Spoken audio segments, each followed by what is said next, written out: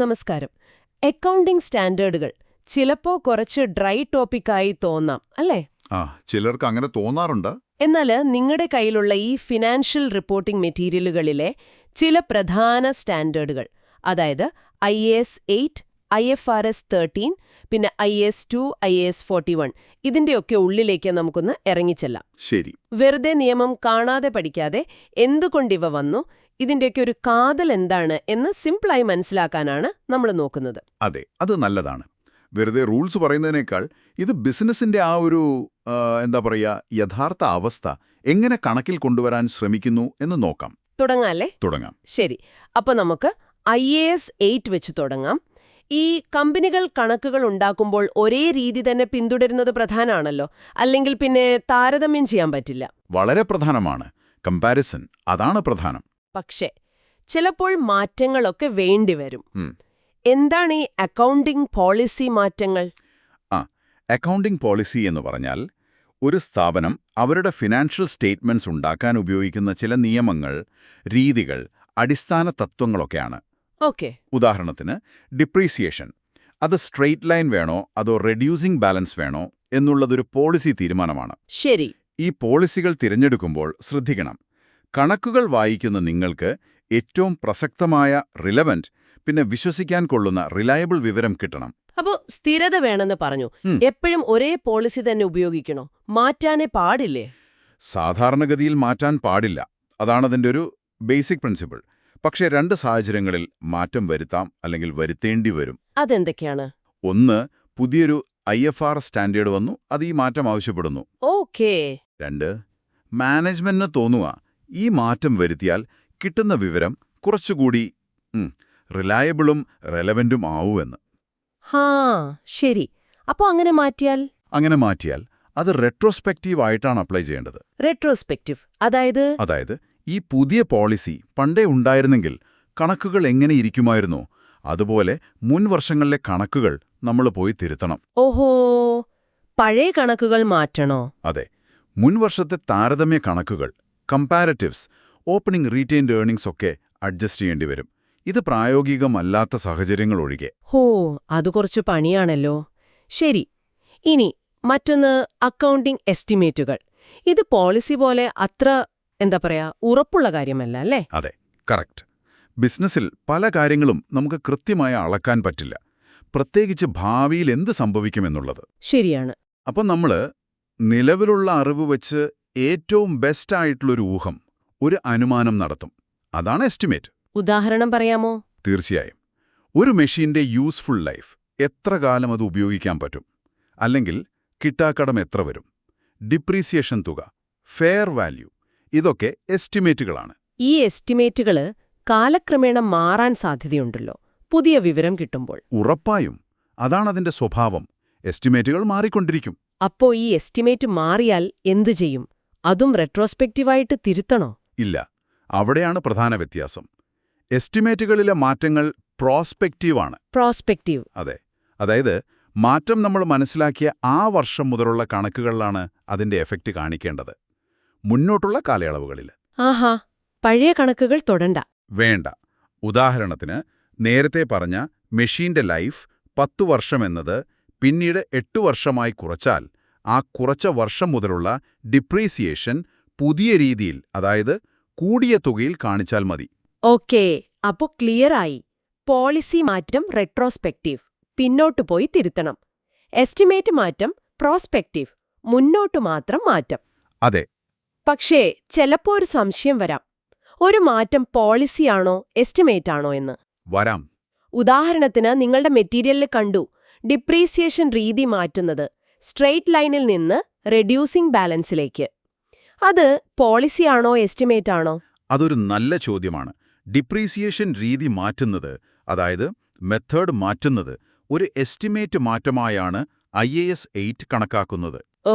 കാരണം ആസ്തിയുടെ സാമ്പത്തിക നേട്ടങ്ങൾ, ഇക്കണോമിക് ബെനിഫിറ്റ്സ്, കാലക്രമേണ എങ്ങനെ ഉപയോഗിക്കപ്പെടുന്നു എന്നതിലുള്ള മാനേജ്മെന്റിന്റെ എസ്റ്റിമേറ്റിലുള്ള മാറ്റമാണത്. അതുകൊണ്ട് പ്രോസ്പെക്റ്റീവ്. എന്നാൽ ഇൻവെന്ററി വാല്യുവേഷൻ രീതി മാറ്റുന്നത് FIFOയിൽ നിന്ന് വെയ്റ്റഡ് ആവറേജിലേക്ക്. അത് മെഷർമെന്റ് ബേസിസിലുള്ള മാറ്റമാണ്. അത് പോളിസി മാറ്റമാണ്. റെട്രോസ്പെക്റ്റീവായി ചെയ്യണം. ശരി ശരി. അപ്പോ മാറ്റത്തിന്റെ സ്വഭാവം നോക്കണം. ഇനി ഈ IAS 8 മുൻ വർഷത്തെ തെറ്റുകൾ, പ്രയർ പീരിയഡ് എറേഴ്സ് തിരുത്തുന്ന കാര്യവും പറയുന്നുണ്ടല്ലോ. ഉണ്ട്. ഇത് എസ്റ്റിമേറ്റ് മാറ്റമോ പോളിസി മാറ്റമോ അല്ല. ഇത് ശുദ്ധ തെറ്റാണ്. അതായത് മുൻ വർഷങ്ങളിലെ കണക്കുകളിൽ സംഭവിച്ച തെറ്റുകൾ. ഒന്നുകിൽ എന്തെങ്കിലും വിട്ടുപോയി ഒമിഷൻ, അല്ലെങ്കിൽ തെറ്റായി രേഖപ്പെടുത്തി മിസ്സ്റ്റേറ്റ്മെന്റ്, കണക്കുകൂട്ടലിലെ പിഴവ്, നിയമം തെറ്റായി ഉപയോഗിച്ചത്, ശ്രദ്ധക്കുറവ്, ചിലപ്പോൾ ഫ്രോഡ് വരെയാകാം. ഇത് കണ്ടെത്തിയാൽ പോളിസി മാറ്റം പോലെ തന്നെ റെട്രോസ്പെക്റ്റീവ് റീസ്റ്റേറ്റ്മെന്റ് ചെയ്യണം. അതും പഴയ കണക്കുകൾ തിരുത്തണം. അതെ, തെറ്റ് സംഭവിച്ചില്ലായിരുന്നെങ്കിൽ കണക്കുകൾ എങ്ങനെ ഇരിക്കുമായിരുന്നു, അതേപോലെ മുൻ വർഷത്തെ താരതമ്യ കണക്കുകളും ഓപ്പണിംഗ് ഇക്വിറ്റി ബാലൻസും തിരുത്തണം. ഓക്കെ. നിങ്ങളുടെ മെറ്റീരിയലിൽ ഒരു ഉദാഹരണം കണ്ടു. 20X0 ഇൻവെന്ററിയിലെ ഒരു തെറ്റ് 20X1 കണ്ടുപിടിക്കുന്നു. അതെ. അവിടെ 20X0 ലാഭവും ആസ്തിയും തെറ്റായി രേഖപ്പെടുത്തി. അത് 20X1 റിപ്പോർട്ടിൽ തിരുത്തി കാണിക്കണം. 20X1 താരതമ്യ കണക്കുകൾ ശരിയാക്കണം. പിന്നെ 20X1 തുടക്കത്തിലെ റീറ്റെയിൻഡ് ഏർണിംഗ്സും അഡ്ജസ്റ്റ് ചെയ്യണം. ശരി. അപ്പോ IAS 8 ഏകദേശം ഒരു രൂപം കിട്ടി. സ്ഥിരത, മാറ്റങ്ങള്, തെറ്റുകള്. ഇനി അടുത്തത് IFRS 13 fair value measurement. Fair value. Fair value എന്ന് കേൾക്കുമ്പോൾ ഒരു ന്യായവില എന്നൊക്കെ തോന്നുമെങ്കിലും അത് കണ്ടുപിടിക്കാൻ കൃത്യമായ റൂൾസ് ഉണ്ടല്ലേ? അതെ. പല സ്റ്റാൻഡേർഡുകളും പലയിടത്തും പറയുന്നുണ്ട് ആസ്തിയോ ബാധ്യതയോ ഫെയർ വാല്യൂയിൽ അളക്കണമെന്ന്. പക്ഷെ എന്താണ് ഈ ഫെയർ വാല്യൂ? അതെങ്ങനെ എല്ലാ കമ്പനികളും ഒരേപോലെ ചെയ്യും?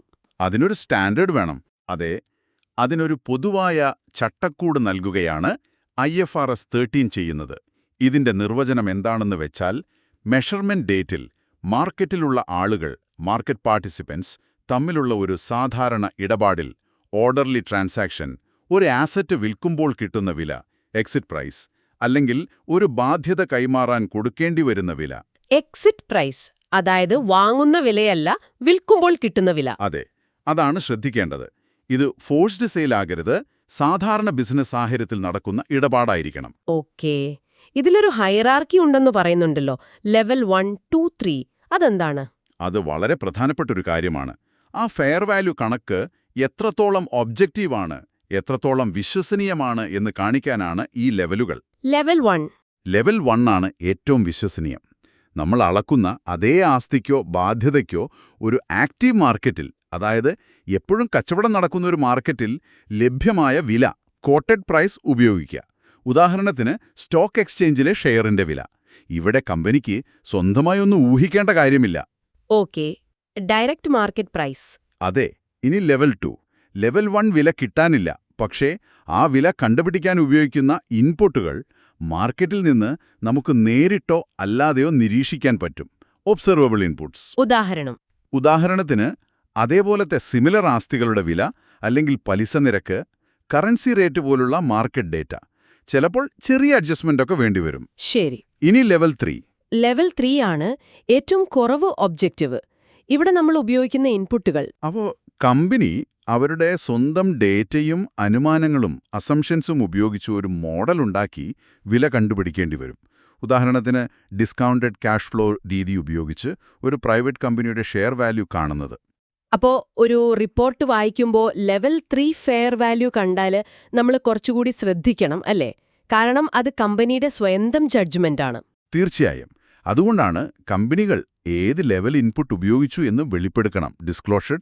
പ്രത്യേകിച്ച് ലെവൽ 3 ആണെങ്കിൽ എന്തൊക്കെ അനുമാനങ്ങൾ ഉപയോഗിച്ചു, അതിന്റെ സെൻസിറ്റിവിറ്റിയൊക്കെ വിശദീകരിക്കേണ്ടി വരും. ഇത് റിപ്പോർട്ട് യൂസേഴ്സിന് വളരെ പ്രധാനപ്പെട്ട വിവരമാണ്. അതെ. പിന്നെ ഓർക്കേണ്ട ഒരു കാര്യം, എല്ലാത്തിനും ഫെയർ വാല്യൂ അളക്കാൻ IFRS 13 പറയില്ല. മറ്റ് സ്റ്റാൻഡേർഡുകൾ, ഉദാഹരണം IAS 2 ഇൻവെന്ററി, ഒരു പ്രത്യേക രീതി പറയുന്നുണ്ടെങ്കിൽ അവിടെ ഇത് ബാധകമല്ല. ശരിയാണ്. അപ്പോൾ നമുക്ക് നേരെ അതിലേക്ക് പോകാം. IAS 2 ഇൻവെന്ററികൾ. ഓക്കെ. സ്റ്റോക്ക് വാല്യുവേഷനിലെ എപ്പോഴും കേൾക്കുന്ന റൂള്, കോസ്റ്റ് അല്ലെങ്കിൽ നെറ്റ് റിയലൈസബിൾ വാല്യൂ, NRV. ഏതാണോ കുറവ് അത്. എന്താണ് ഇതിന്റെ ലോജിക്? ഇതിന്റെ പിന്നിലുള്ള തത്വം പ്രൂഡൻസ് അഥവാ വിവേകമാണ്. അതായത് നമ്മൾ ആസ്തികളെ ഓവർ വാല്യൂ ചെയ്യരുത്.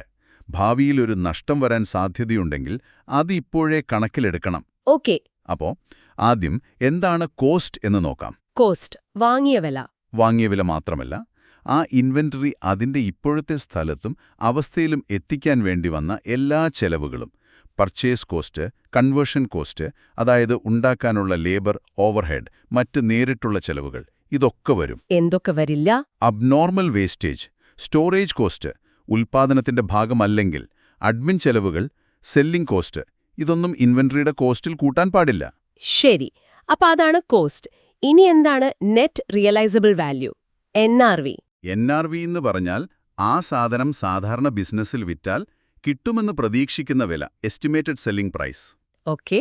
അതിൽ നിന്ന് അത് പൂർത്തിയാക്കാൻ ഇനി മല ചെലവുമുണ്ടെങ്കിൽ അതും, എസ്റ്റിമേറ്റഡ് കോസ്റ്റ്സ് ഓഫ് കംപ്ലീഷൻ, പിന്നെ അത് വിൽക്കാൻ വേണ്ടി വരുന്ന ചെലവുകളും, estimated costs to make the sale, കുറച്ചുള്ള തുക.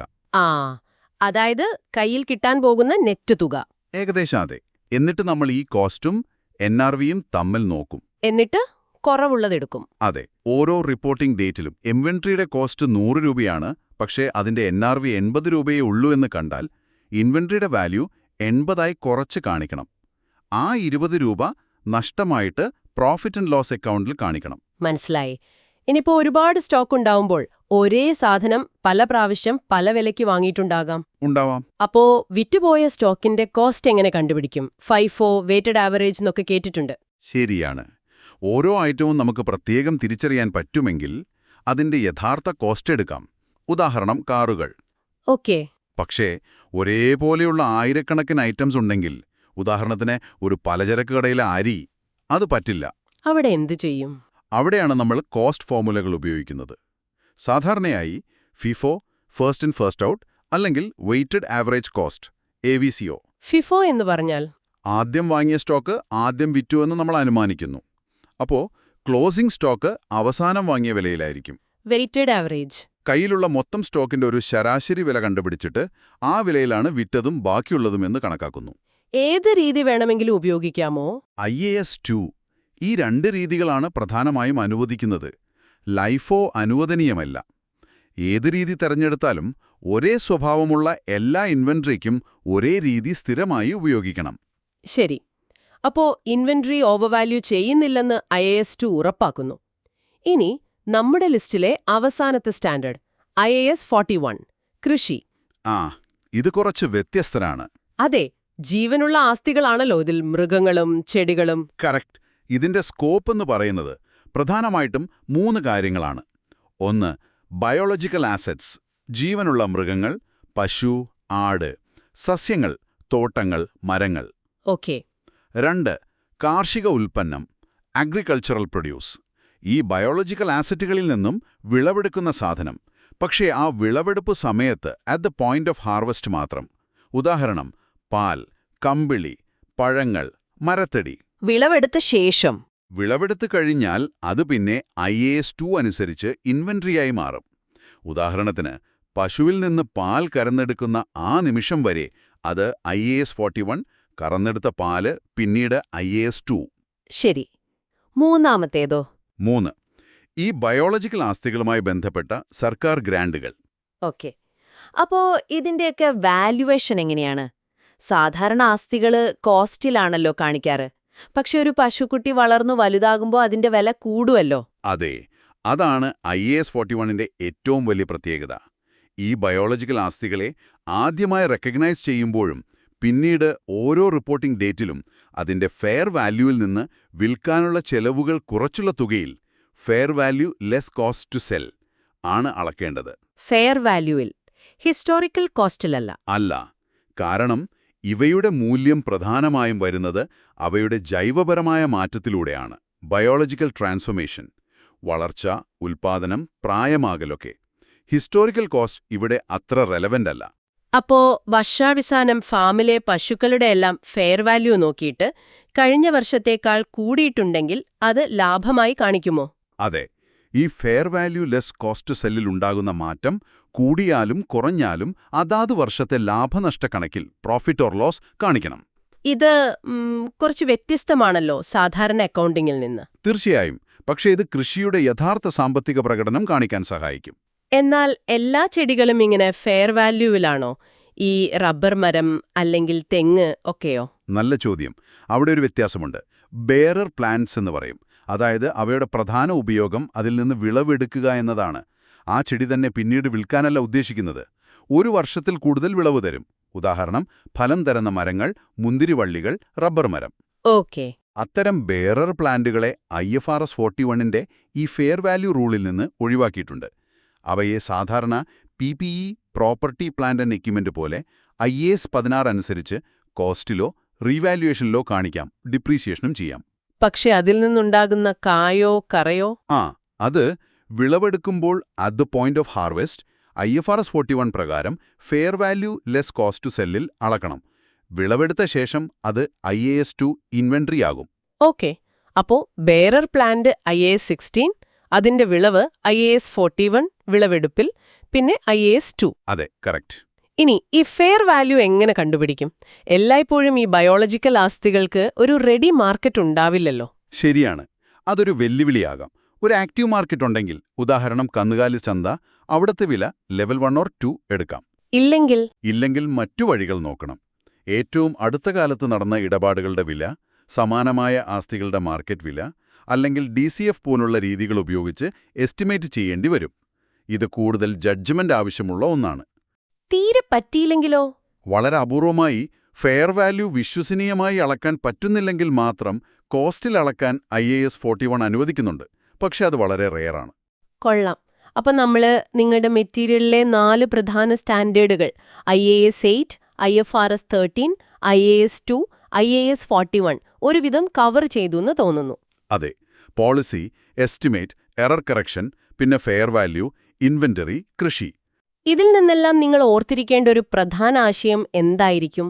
എന്റെ അഭിപ്രായത്തിൽ ഈ ഓരോ നിയമത്തിനും അതിൻ്റെതായ കാരണങ്ങളുണ്ട്. അതിൻ്റെയെല്ലാം പിന്നിലെ ലക്ഷ്യമെന്താണെന്ന് മനസ്സിലാക്കുക എന്നതാണ് പ്രധാനം. അതെന്താണ്?